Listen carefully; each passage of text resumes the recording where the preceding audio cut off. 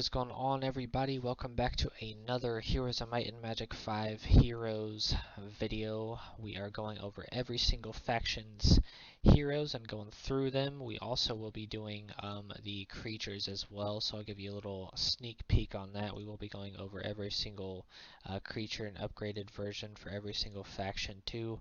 So please don't forget to like and subscribe, and we will see you guys, and hopefully all of them. We've done tier list for towns and creatures as well, and about 90 something videos for our dual mode series too, plus on top of that doing some custom games with friends and the community too.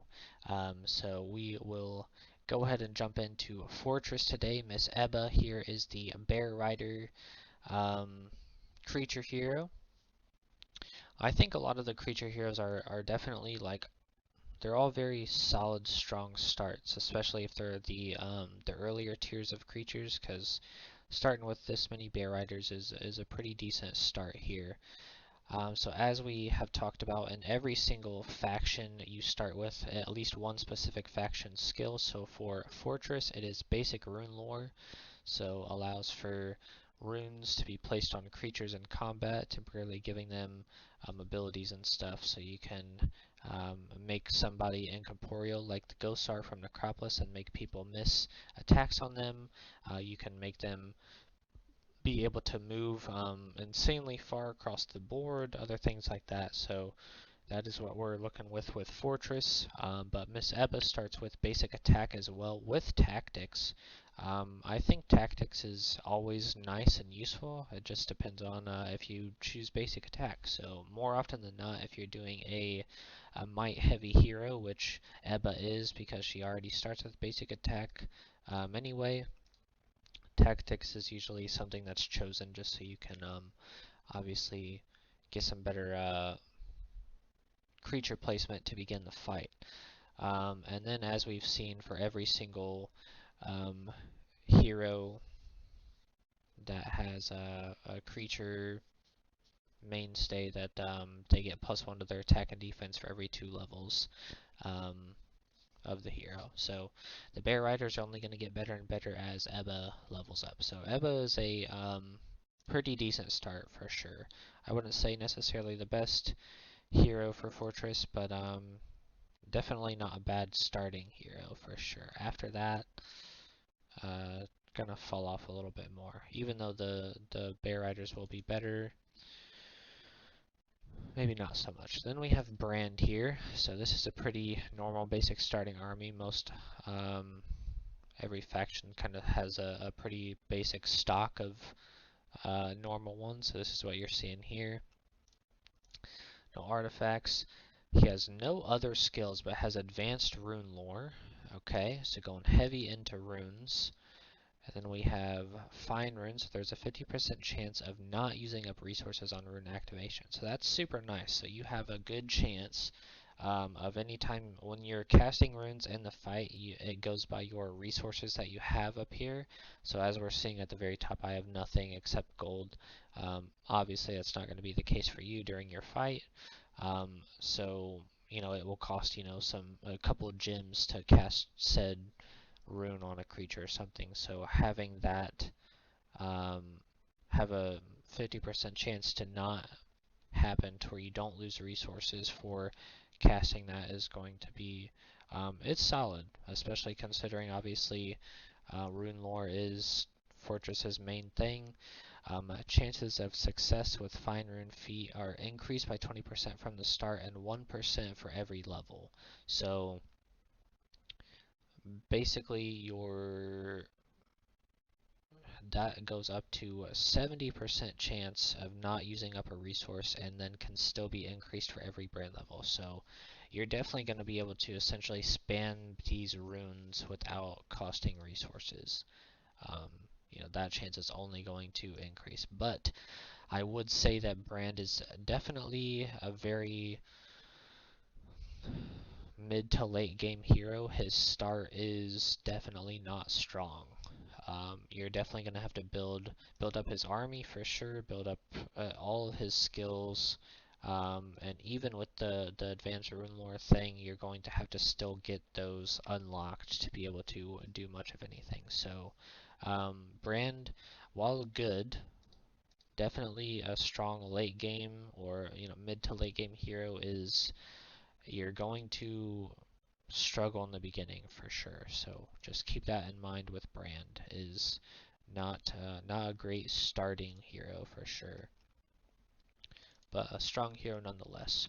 Erling here, pretty basic start, but we get some Rune Priests, which is pretty large. I mean, that's a tier 5 on your team to start, but only one. But we have advanced sorcery on him as well, so speeds up combat intervals for your hero, which is super nice. And then he is the Rune Priest hero, so again, those Rune Priests are all going to get +1 to their attack and defense for every 2 levels of the hero. So Rune Priests are only going to get better, which Rune Priests to me are definitely a very strong tier 5. They're definitely one of the stronger creatures for Fortress for sure.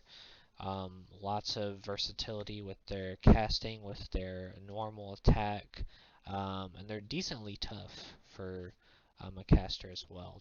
They're decent. Um, so yeah, very solid creature to begin with.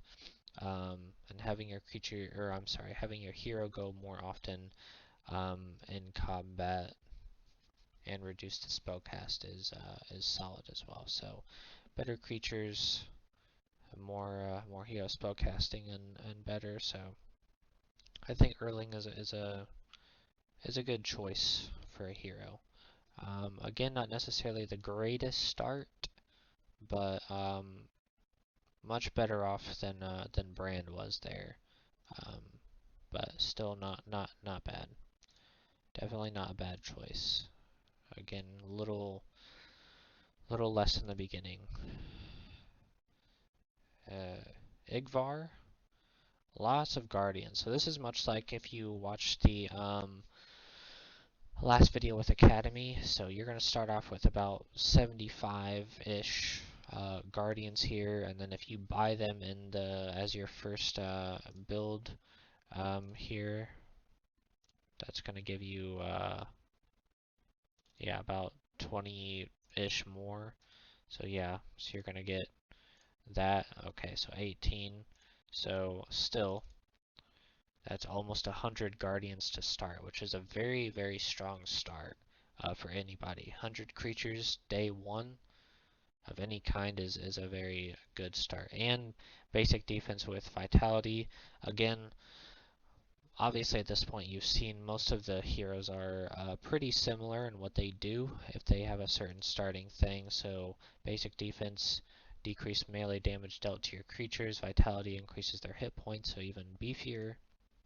But let's see what he starts with. So yeah, he is obviously just the guardian hero, so adds 1 to their attack and defense for every 2 levels of the hero. So very strong starting hero, but after that it's just kind of he's going to be mid. I think he's definitely just one of those heroes that you pick up. I don't think he's necessarily a good choice for your main hero, just because there's a lot of tier 1s that are solid, and Guardians are definitely up there for tier 1s. Like they're a solid choice for sure. They're pretty decently tanky and do okay damage for tier 1, but again, as far as if you're going to choose a creature hero,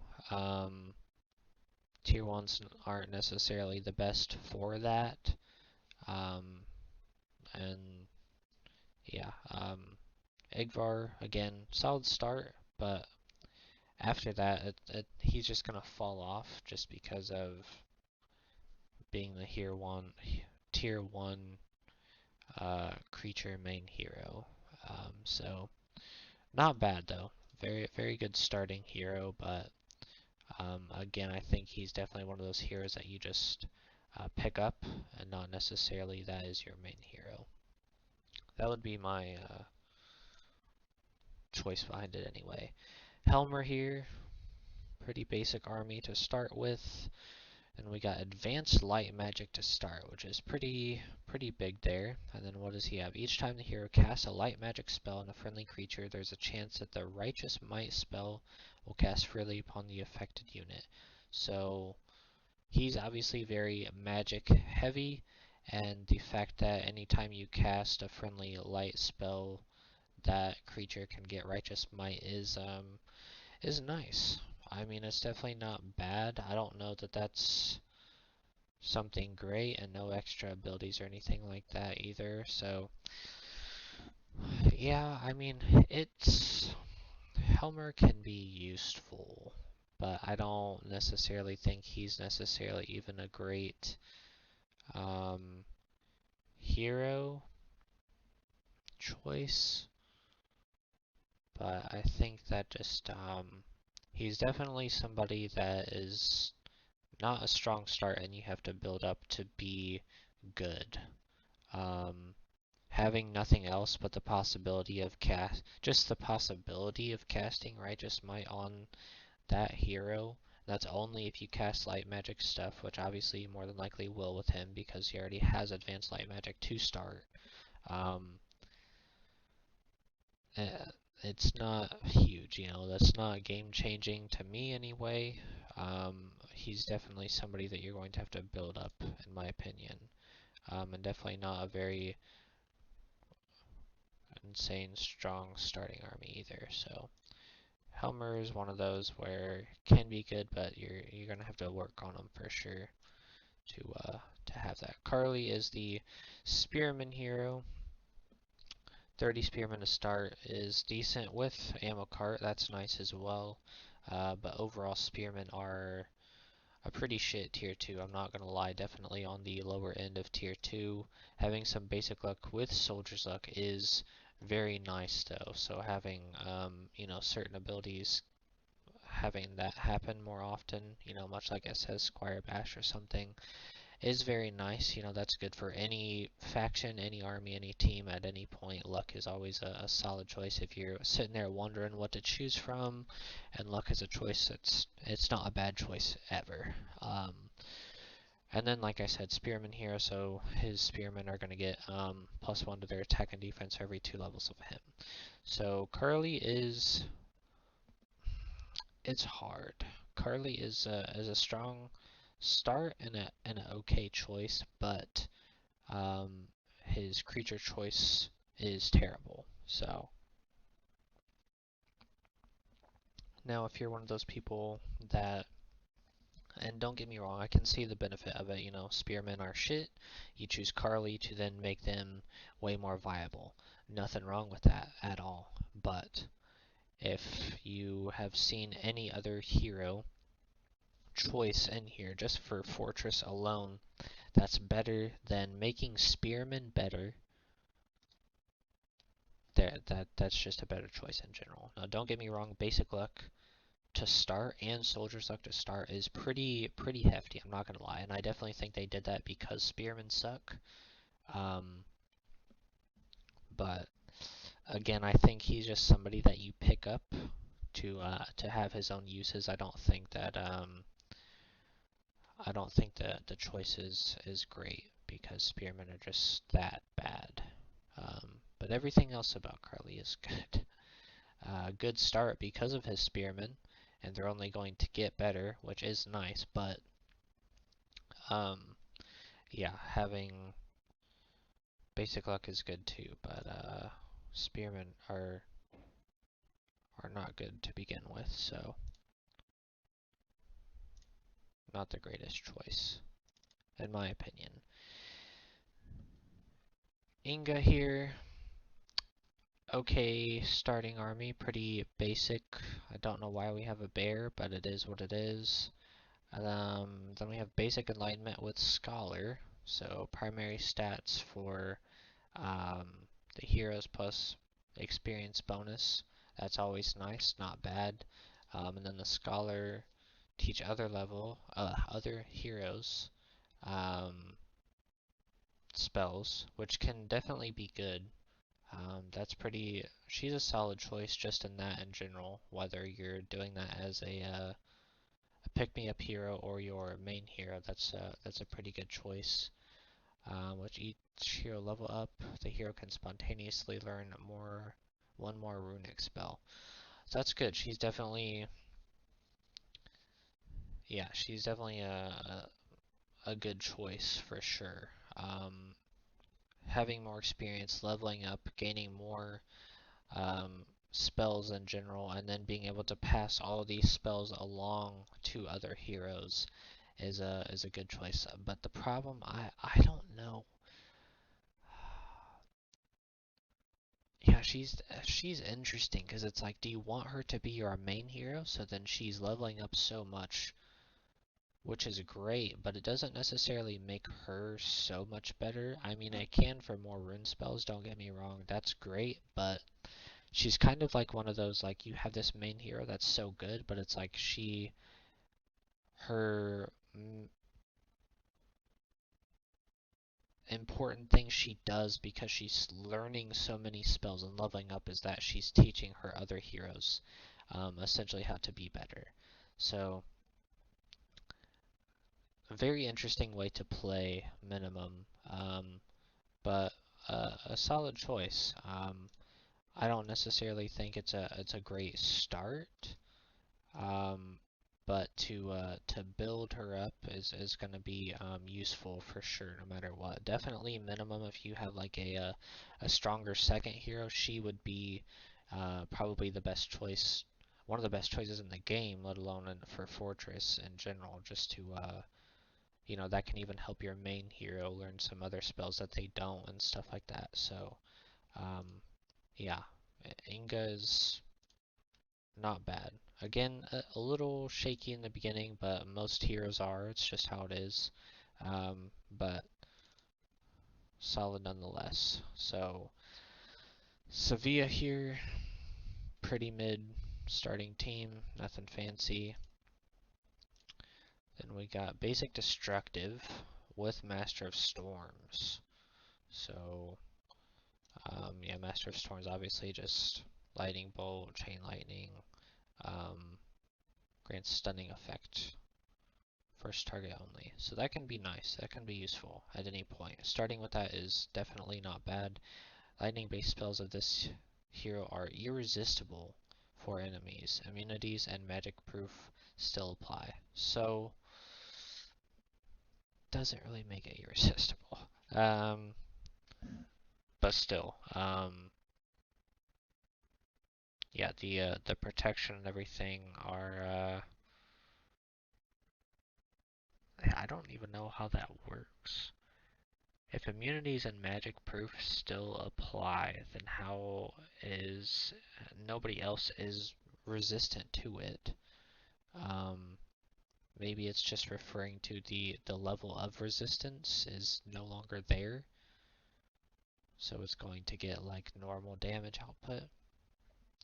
I don't know. Anyway, starting with those and doing more damage with them and stunning them with lightning bolt, which is a very normal basic um, cast. Chain lightning is a little bit more and can obviously hurt your own units, but um, I think that's solid. I think Svea is okay. Um, Definitely much more if you're going for a magic heavy choice. Svea is a strong choice there. So not bad. Not a bad choice there. And there we have it. So please do not forget to like and subscribe. And like I said, we will be going over all of the creatures individually. So we'll go one video will be just the fortress creatures, and then so on and so forth for every other faction. So don't forget to like and sub, and check out all my other Heroes of Might and Magic 5 content and Olden Era that's coming or already out for sure by the time you guys are seeing this, hopefully. So see you guys in the next one.